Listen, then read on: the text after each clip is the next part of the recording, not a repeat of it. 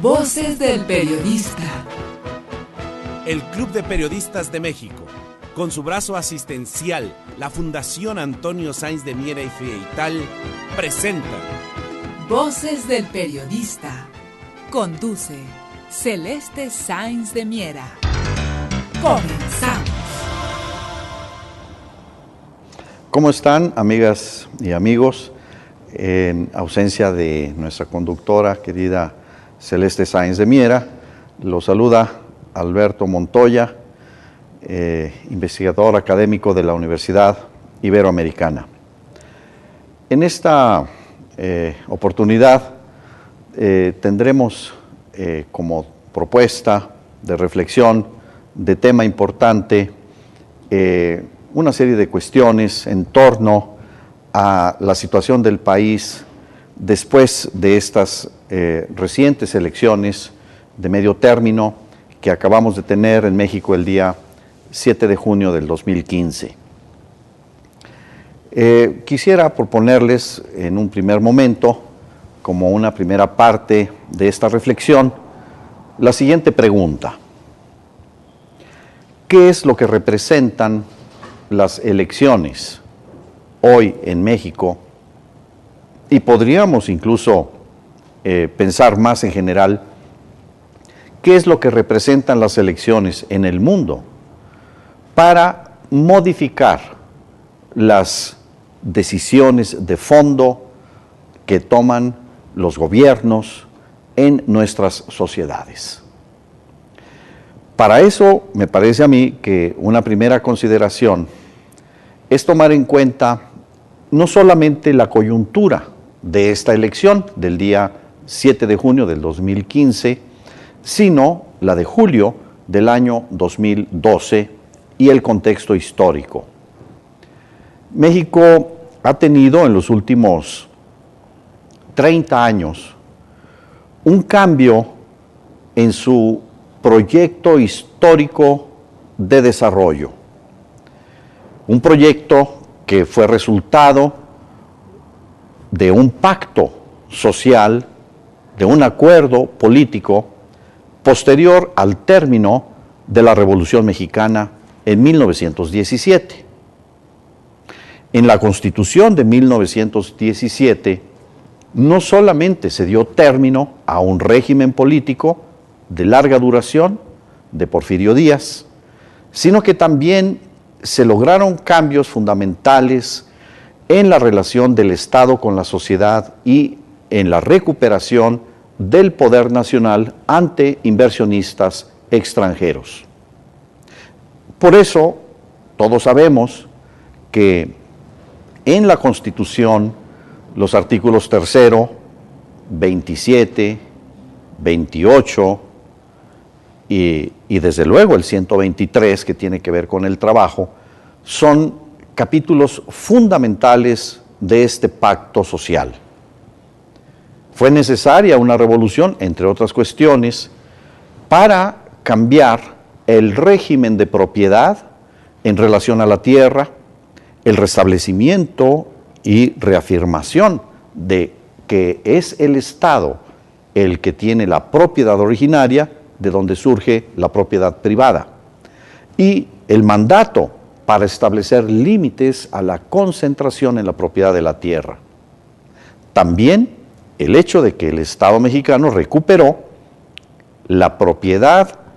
de todos aquellos recursos que están en el subsuelo, específicamente los hidrocarburos,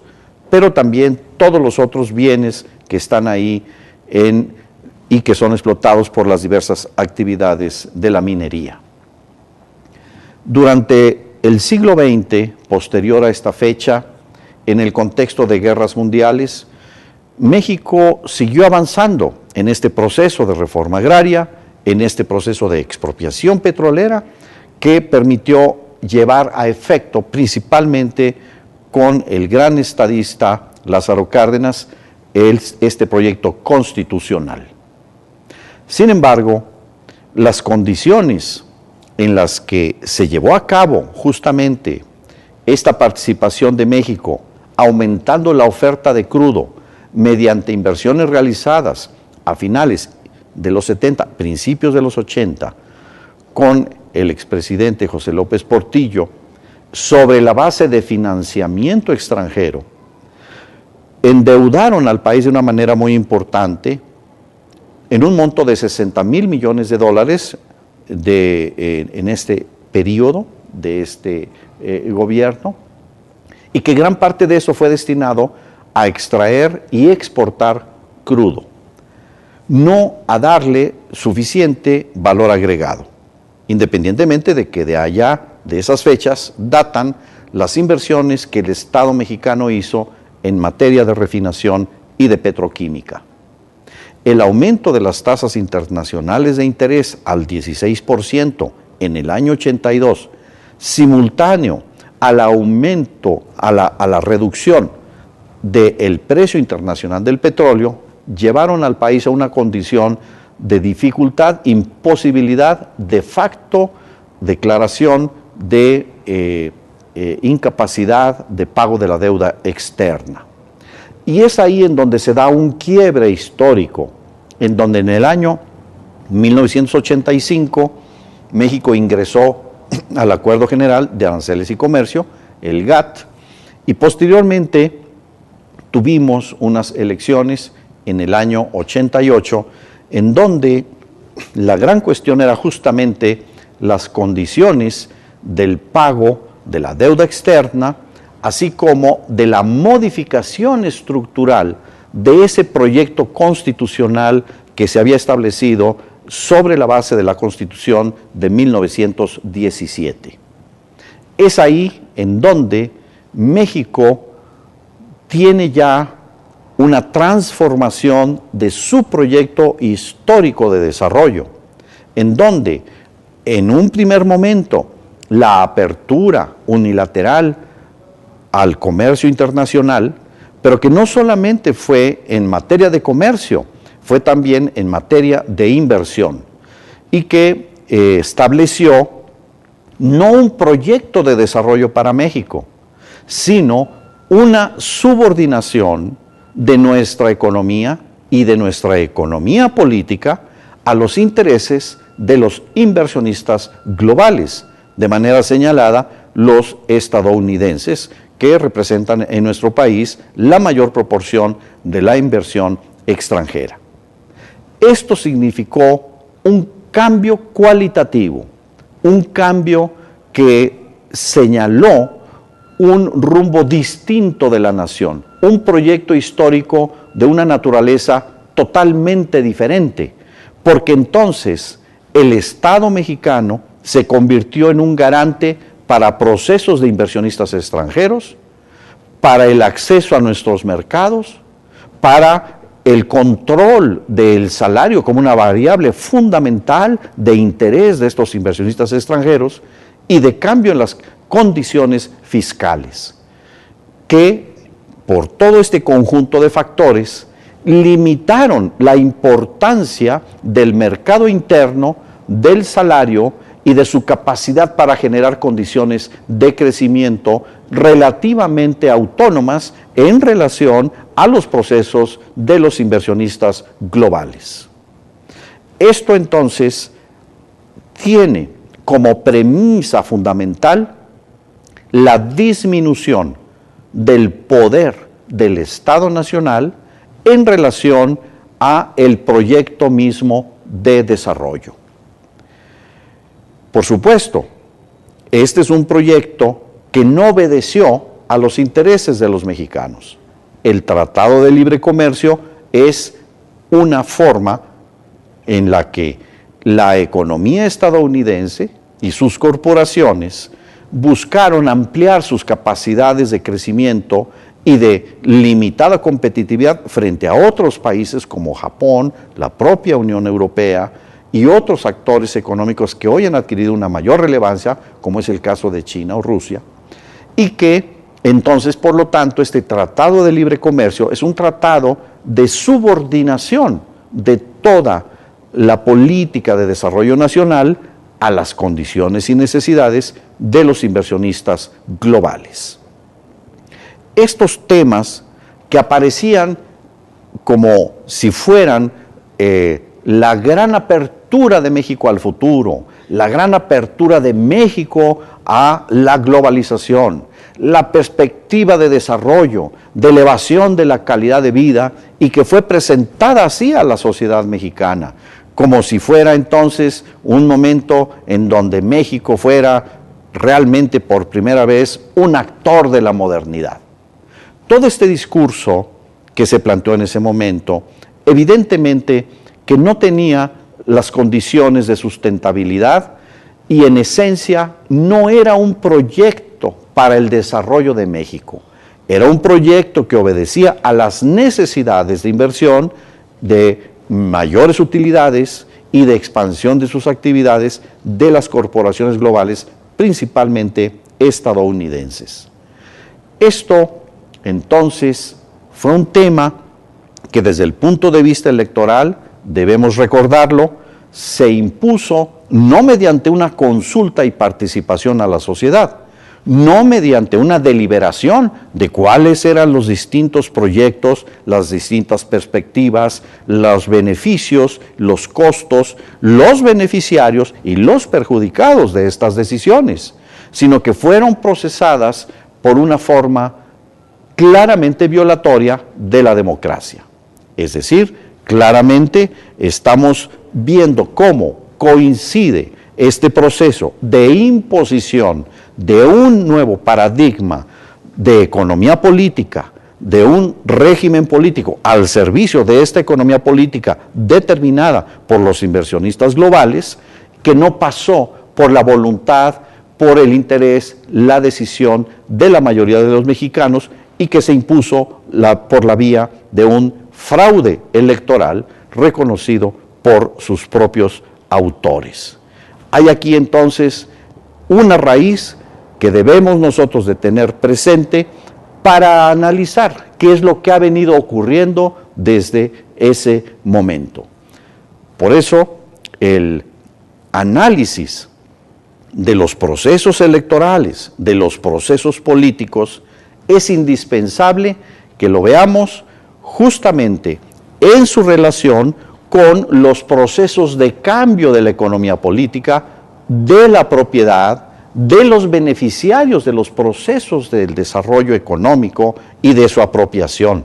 Cómo es que se establecen reglas para la creación, pero sobre todo para la acumulación de esa riqueza generada por la sociedad. Este es un tema que desde ese momento no hemos podido dejar de tener presente como algo fundamental en nuestras decisiones y que hoy, en esta coyuntura electoral, debemos de analizarlo de nuevo como la base para poder comprender lo que hoy sucede después del 7 de junio del 2015.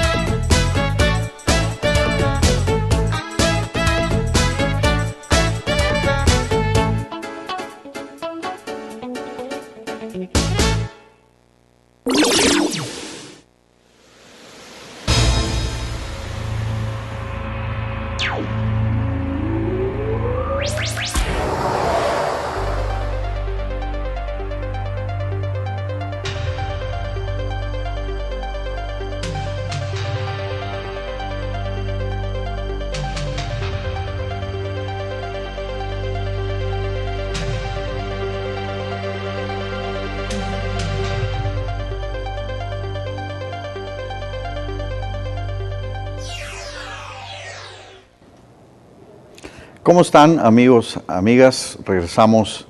a nuestra reflexión en ausencia de nuestra querida amiga Celeste Sáenz de Miera. Alberto Montoya los saluda. Una vez que hicimos este breve relato del proceso por el cual México modificó su proyecto histórico basado en la Constitución de 1917, es importante que establezcamos cuáles son los criterios fundamentales que debemos tener cada uno de los mexicanos y que deberían de tener todos los partidos políticos como los principios que deberían de ordenar nuestras decisiones políticas, de economía política, de gobierno interior y relación de México con el mundo en este contexto internacional hoy con esta pluralidad de fuerzas y dinámicas cambiantes. Estos son al menos tres elementos esenciales. El primero es el siguiente: México debe de ser una potencia económica por nuestros propios medios. México, indudablemente, que es partícipe, beneficiario, pero también consumidor y subordinado de tecnologías y recursos generados en otras sociedades. Pero es muy claro que ser potencia hoy para México no consiste, desde luego, en ser una potencia militar, que nunca ha sido una pretensión histórica de los mexicanos. Más bien, por el contrario, hemos sido objeto de intereses de potencias europeas y de los Estados Unidos. No, ser potencia quiere decir que los mexicanos somos capaces de satisfacer nuestras necesidades sobre la base principalmente de nuestro trabajo, de nuestros recursos, de nuestras empresas, de nuestras instituciones, de nuestro mercado y de nuestras capacidades tecnológicas y culturales. Eso es ser potencia, que podemos alimentarnos por nosotros mismos, pues tenemos los recursos, capacidades, no solamente humanas, sino también territoriales y de la naturaleza, para lograr este objetivo. Nuestras necesidades de educación, nuestras necesidades de energía, nuestras necesidades de transporte, nuestras necesidades para garantizar la salud a todos los mexicanos, Lo podemos hacer, evidentemente, sobre la base de nuestras propias capacidades. Y en eso consiste, en esencia, ser potencia por nosotros mismos. Esta tesis es totalmente opuesta a la idea de que México debe de ser un objeto para que las corporaciones globales hagan negocios, generen utilidades y satisfagan estas necesidades de los mexicanos. Es una tesis falsa, como se ha demostrado a lo largo de 30 años. La segunda cuestión derivada tiene que ver con esta otra cuestión, la soberanía económica. Toda esta política a lo largo de 3 décadas se ha dirigido a disminuir el poder nacional mediante la disminución de la capacidad económica de los mexicanos y de sus actividades de satisfacer nuestras propias necesidades. Y ello explica por qué, entonces, en estos 30 años, de manera deliberada, se ha buscado que México sea dependiente de la importación de alimentos, cuando evidentemente tendríamos capacidades propias de producir nuestros propios alimentos. Baste decir que por la falta de rentabilidad en México, los campesinos y México en general, dejamos de utilizar el recurso de 8 millones de hectáreas que no se cultivan. Y no se cultivan porque las políticas establecidas estructuralmente impiden la rentabilidad de los productores nacionales, no le dan las condiciones suficientes para que se pueda satisfacer esta necesidad alimentaria. Y lo mismo podríamos decir en todos y cada uno de los otros rubros. Es un absurdo pretender que una nación con limitados recursos de hidrocarburos va a lograr una mejor condición para satisfacer sus necesidades energéticas, cambiando la Constitución para que otras corporaciones que pertenecen a potencias económicas, principalmente Estados Unidos, satisfagan sus propias necesidades de energía sobre la base de nuestros recursos y apropiándose de toda la cadena de valor económico de la energía. Y desde luego, otro elemento fundamental de cualquier proyecto debería de ser tomar los derechos humanos como el fin primordial del Estado, su garantía precisamente por el Estado, creando las condiciones para que sean exigibles y reales todos los derechos humanos, desde las libertades políticas, las libertades de expresión, la garantía a la seguridad de la vida de todos los mexicanos, hasta desde luego los procesos políticos, la participación democrática, la participación y el equilibrio de todos los mexicanos en los recursos de la comunicación, que son de todos y que no hay justificación alguna a su concentración oligopólica y a una inversión extranjera que se apropia de estos recursos que son fundamentales en la sociedad del conocimiento y para la democracia presente y futura. Son estos 3 elementos, entonces, los que cualquier partido político debería de tener como criterios fundamentales y que deberían de precisamente revisar lo que durante los últimos 30 años ha venido ocurriendo en nuestro país. Y claramente se puede definir que el periodo de desarrollo de una economía mixta sobre la base de la Constitución del año 1932 al año 1982 nos generó un promedio de crecimiento anual del 6,5% de la economía y del Producto Per Cápita del 3%, aún con tasas muy importantes de crecimiento demográfico del 3%. De manera que si comparamos este desempeño histórico con los últimos 30 años, en donde el crecimiento promedio es 2%, 2.1%, y Producto Per Cápita 30 años estancado en nuestro país, insuficiente generación de empleos que se ha acumulado de una manera brutal, 60% de la fuerza de trabajo en condiciones de informalidad, destrucción y desindustrialización, desaparición de más de 12,000 empresas manufactureras en la última década y una creciente dependencia tecnológica e industrial, todo lo cual entonces demuestra que hay factores estructurales en ese modelo de apertura que no está definido en función del interés del desarrollo de los mexicanos, sino de intereses de los inversionistas, corporaciones y países extranjeros. Y como es un proyecto histórico que no tiene el respaldo de la sociedad, se ha venido vulnerando la democracia para seguir manteniéndolo, seguir profundizándolo y ampliándolo.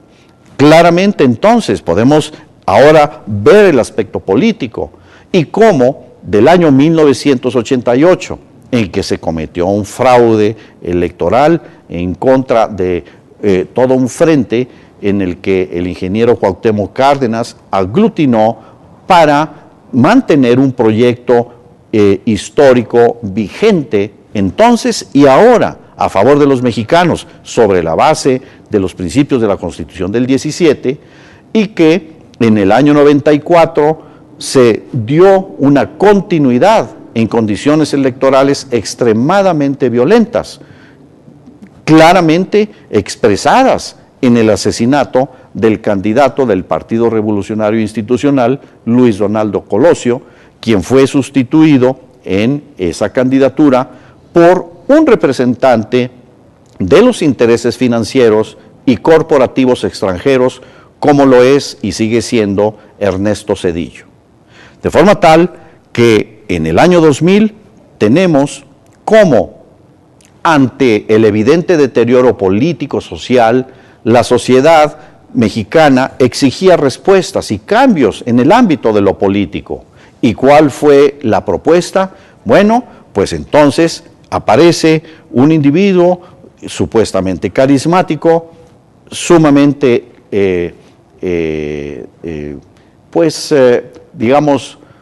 hay muchos calificativos en torno a la figura de Vicente Fox.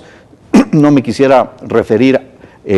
a su personalidad, sino a lo que significa como un representante básicamente de corporaciones extranjeras y que obedeció justamente a la necesidad de quienes mantienen y establecen este proyecto de las grandes corporaciones para tener a su representante en la máxima representación del poder público mexicano y que con el argumento de sacar al PRI de los Pinos, simplemente lo que hizo fue mantener el nuevo proyecto histórico de las corporaciones sobre los mexicanos. Y este mismo individuo, 6 años después, se convierte en perpetrador de otro fraude en el año 2006 en contra de Andrés Manuel López Obrador, quien en un proceso de acumulación también de diversas fuerzas, en donde este proyecto de los mexicanos se confrontó al proyecto de las corporaciones y que evidentemente con la capacidad de influencia mediática, la capacidad de articulación de las organizaciones y corporaciones, la utilización de los recursos públicos y de los programas sociales y evidentemente de la manipulación directa de las instituciones electorales, condujeron a un haya sido como haya sido de un Felipe Calderón que se signó justamente por hacer avanzar la dimensión de violencia para el mantenimiento, la imposición, continuidad y profundización de un proyecto antinacional. Y es claro que todo esto enmarcado en una ideología profundamente contraria a los intereses populares, una ideología francamente expresada de manera extrema en contra de la reforma agraria, en contra de la expropiación y la apropiación de los recursos por parte del Estado mexicano. En ese contexto, entonces, los invito a que podamos continuar con estas reflexiones en nuestro siguiente segmento. Muchas gracias.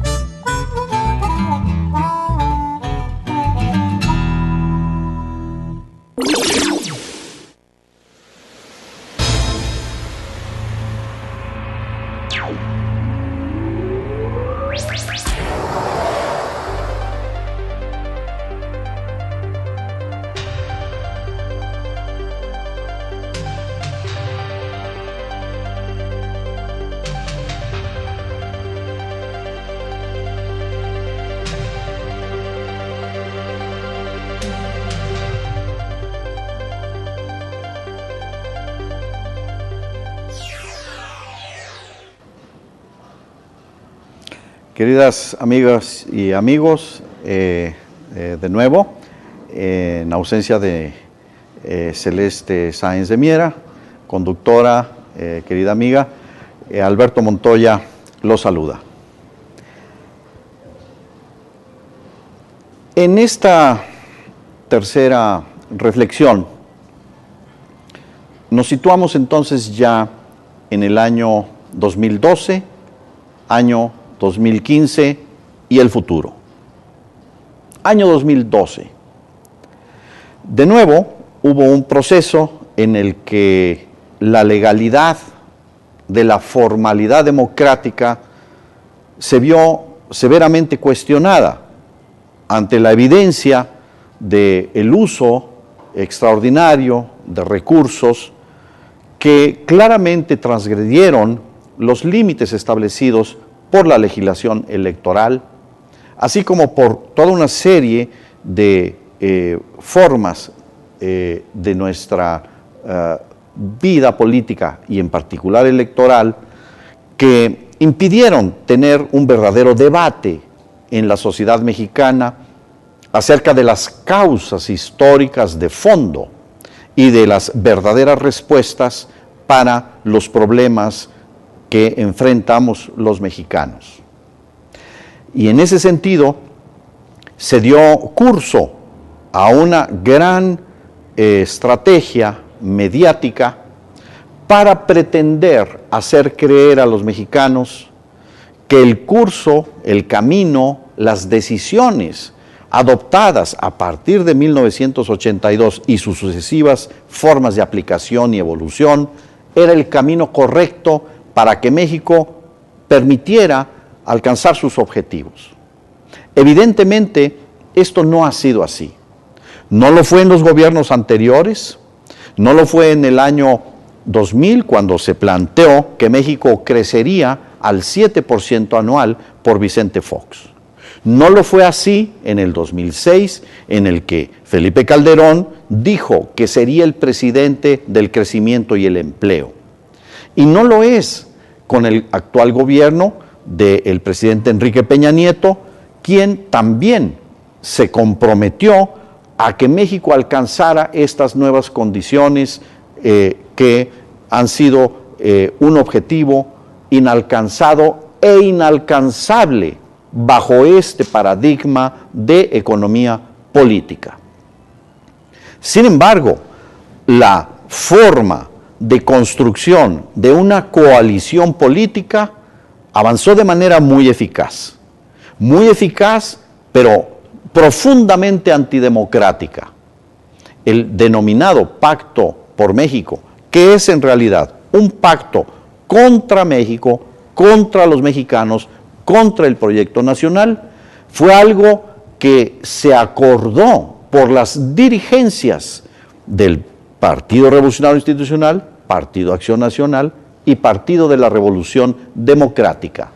de espalda incluso a los propios militantes de estos tres partidos y por supuesto en la total ignorancia de la sociedad mexicana. De manera que al día siguiente de la toma de posesión del presidente Enrique Peña Nieto se da a conocer este denominado pacto. Sin embargo, este es un pacto que justamente lo que tenía como contenido real era y es profundizar la subordinación del desarrollo de México a los intereses de las corporaciones financieras, corporaciones industriales y ahora energéticas y de telecomunicaciones extranjeras. Es un pacto para y en beneficio de las corporaciones extranjeras. No es un pacto para el desarrollo de los mexicanos. Fueron 2 años en los que incluso contraviniendo los principios fundamentales del derecho y de la política, que requieren un verdadero poder constituyente, se modificaron cuestiones tan fundamentales como la propiedad y el derecho de explotación exclusiva de los hidrocarburos. Y aunque formalmente en el texto constitucional y las leyes y los contratos se afirma que los recursos de hidrocarburos son propiedad de la nación en el subsuelo, al llegar a la superficie cesan de ser propiedad de los mexicanos, por lo que se mintió en un asunto fundamental. Y es fundamental porque del derecho de propiedad proviene el derecho de apropiación de la renta, del valor intrínseco de todos estos recursos. De forma tal que durante estos 2 años y luego el tercer año, su despliegue en la legislación secundaria, se hizo un cambio no en beneficio del proyecto nacional, sino de profundización de este paradigma en función de los intereses extranjeros y principalmente estadounidenses. Y ello explica por qué el desempeño económico de estos primeros 3 años del gobierno del presidente Enrique Peña Nieto se mantiene justamente en lo que se ha observado en los 30 años anteriores. Es decir, el primer año de gobierno, 1.4 de crecimiento, 1.7, y bueno, evidentemente tampoco alcanzaremos el 6% de crecimiento anual, sino que por el contrario, hemos visto cómo de manera sucesiva se han venido recortando las expectativas de crecimiento por tanto los observadores internacionales, los organismos financieros internacionales y al término del día, finalmente por las autoridades hacendarias de nuestro país. México no ha crecido más allá del 2%, ni va a crecer, ni puede crecer bajo estas condiciones. ¿Por qué? Porque el nivel, el tamaño del mercado interno se ha reducido a tal magnitud que no es capaz de sustentar este proceso de crecimiento económico. ¿Y por qué? Porque tampoco los países industrializados, que eran mercados supuestamente que servirían de motor al crecimiento en México, están en condiciones de recibir todas estas exportaciones de México, independientemente de que haya ciertos sectores automotrices o aeronáuticos o algunos otros que pudiesen tener beneficios y desempeños sobresalientes. México como país no ha crecido ni va a crecer. Y esto, por supuesto, genera profundas tensiones en la sociedad mexicana. Lejos de aumentar el salario, este se ve claramente reducido ante los aumentos que se observan en la energía, en los alimentos, en los servicios, independientemente de que a corto plazo se haya hecho el planteamiento, por ejemplo, en el caso de las tarifas de electricidad, que éstas han disminuido y atribuyendo este fenómeno a la reforma energética. Simplemente hay que recordar que las tarifas eléctricas fueron aumentadas el año 2013, el año 2014. Entonces ahora simple y sencillamente se está haciendo una reducción que obedece evidentemente a un proceso electoral. Y además podríamos pensar que lejos de ser resuelto el problema de la gran violencia multidimensional en la cual está la mayor parte de la sociedad mexicana, lejos de haberse superado, se va profundizando. La violencia que tienen los jóvenes al no tener acceso a oportunidades de estudio en la educación media y superior. La violencia que se tiene en los jóvenes que habiendo terminado este ciclo educativo, por cientos de miles en el país no tienen acceso a la educación superior. La violencia que significa la reducción del salario y el aumento de la pobreza extrema. La violencia que significa la falta de oportunidades para poder tener una salud que le permita a la población mexicana elevar cualitativamente sus condiciones de vida. Todo este conjunto de violencias económicas y coacciones económicas se han visto severamente aumentadas ante la evidente, creciente pérdida de capacidad del Estado mexicano de garantizar la vida a todos los mexicanos, en condiciones en donde justamente el crimen organizado y no organizado, los vínculos con gobernantes de distintos niveles y de distintas instancias y de distintos partidos se han ido apropiando y han ocupado la atención del Estado mexicano y el sufrimiento y el trabajo de quienes lo sufren para poder mitigar las consecuencias. De manera que si tenemos en este espectro, teníamos en las condiciones de las elecciones del día 7 de junio, 10 partidos políticos, actualmente probablemente 9, 8, dependiendo de si el Partido del Trabajo mantiene o no su registro.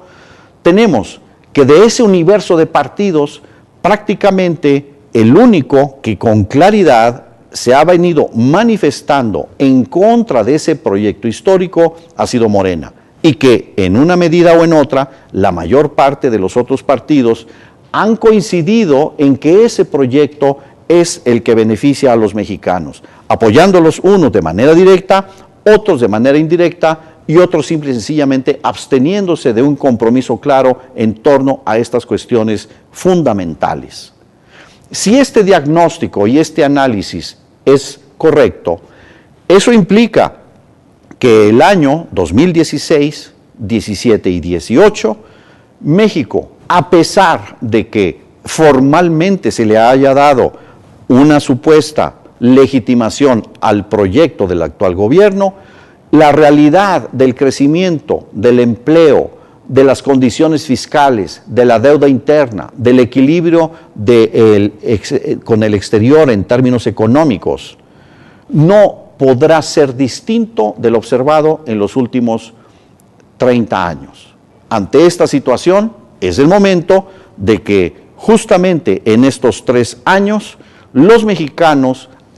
hagamos una reflexión de fondo, histórica, sobre nuestro proyecto histórico,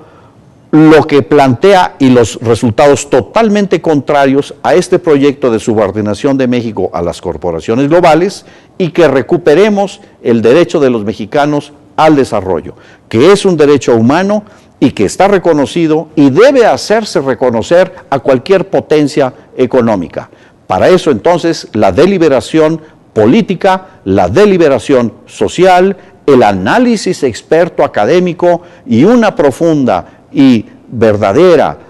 conciencia ciudadana nos permitirán, estoy seguro, por una vía pacífica y democrática, recuperar el proyecto histórico al que tenemos derecho todos los mexicanos.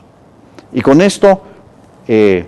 despedimos su amable atención, agradeciendo de manera infinita la bondad de este tiempo que ustedes han decidido otorgar a compartir esta reflexión, y a nombre de Celeste Sáenz de Miera, titular de este programa Voces del Periodista, se despide su amigo Alberto Montoya. Muchas gracias.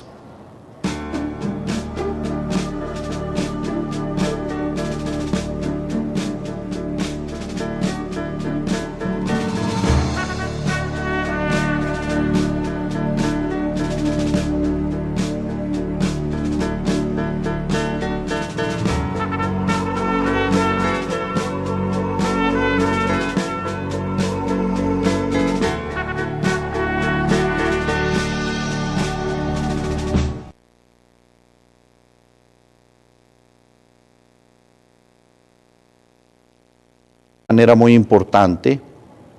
en un monto de 60,000 millones de dólares en este periodo de este gobierno,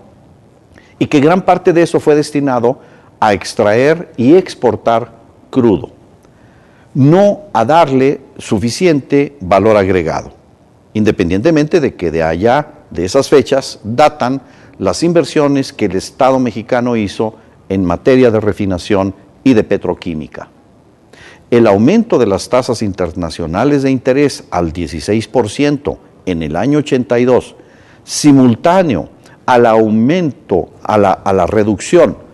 del precio internacional del petróleo, llevaron al país a una condición de dificultad, imposibilidad, de facto, declaración de incapacidad de pago de la deuda externa. Y es ahí en donde se da un quiebre histórico, en donde en el año 1985 México ingresó al Acuerdo General de Aranceles y Comercio, el GATT, y posteriormente tuvimos unas elecciones en el año 88, en donde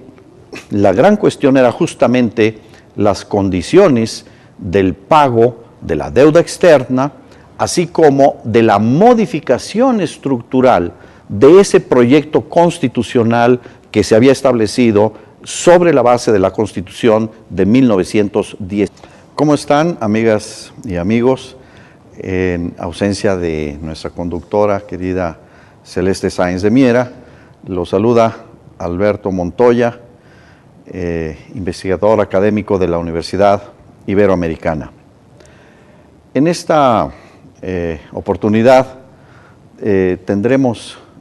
como propuesta de reflexión de tema importante una serie de cuestiones en torno a la situación del país después de estas recientes elecciones de medio término que acabamos de tener en México el día 7 de junio del 2015. Quisiera proponerles en un primer momento, como una primera parte de esta reflexión, la siguiente pregunta. ¿Qué es lo que representan las elecciones hoy en México?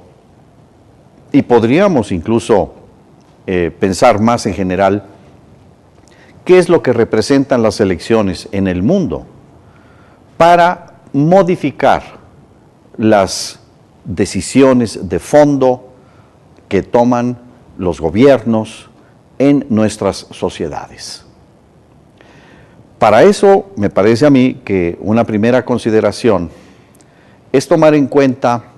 no solamente la coyuntura de esta elección del día 7 de junio del 2015,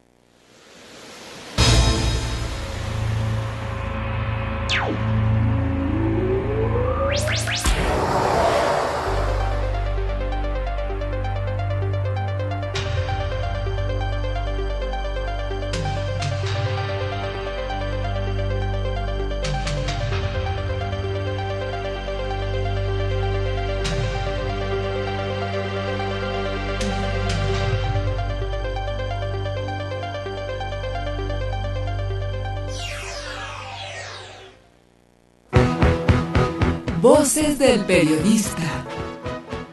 El Club de Periodistas de México, con su brazo asistencial, la Fundación Antonio Sáenz de Miera y Feital, presenta Voces del Periodista. Conduce Celeste Sáenz de Miera. Comenzamos.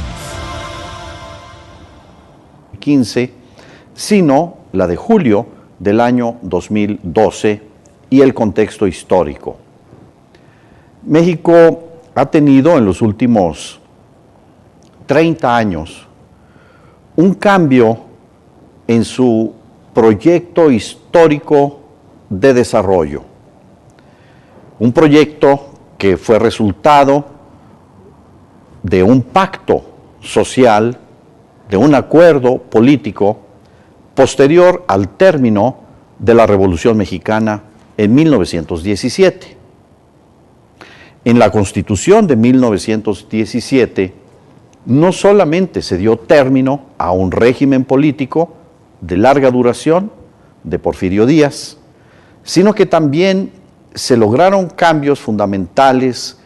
en la relación del Estado con la sociedad y en la recuperación del poder nacional ante inversionistas extranjeros. Por eso, todos sabemos que en la Constitución los artículos 3, 27, 28 y desde luego el 123, que tiene que ver con el trabajo, son capítulos fundamentales de este pacto social. Fue necesaria una revolución, entre otras cuestiones, para cambiar el régimen de propiedad en relación a la tierra, el restablecimiento y reafirmación de que es el Estado el que tiene la propiedad originaria, de donde surge la propiedad privada, y el mandato para establecer límites a la concentración en la propiedad de la tierra. También el hecho de que el Estado mexicano recuperó la propiedad de todos aquellos recursos que están en el subsuelo, específicamente los hidrocarburos, pero también todos los otros bienes que están ahí y que son explotados por las diversas actividades de la minería. Durante el siglo XX, posterior a esta fecha, en el contexto de guerras mundiales, México siguió avanzando en este proceso de reforma agraria, en este proceso de expropiación petrolera, que permitió llevar a efecto, principalmente con el gran estadista Lázaro Cárdenas, este proyecto constitucional. Sin embargo, las condiciones en las que se llevó a cabo justamente esta participación de México, aumentando la oferta de crudo mediante inversiones realizadas a finales de los 70, principios de los 80, con el expresidente José López Portillo, sobre la base de financiamiento extranjero, endeudaron al país de una manera